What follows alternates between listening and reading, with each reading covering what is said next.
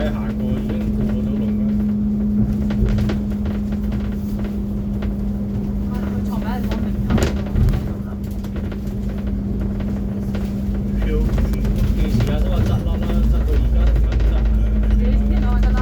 之前話我喺話執笠唔做㗎啦，而家幾時啦？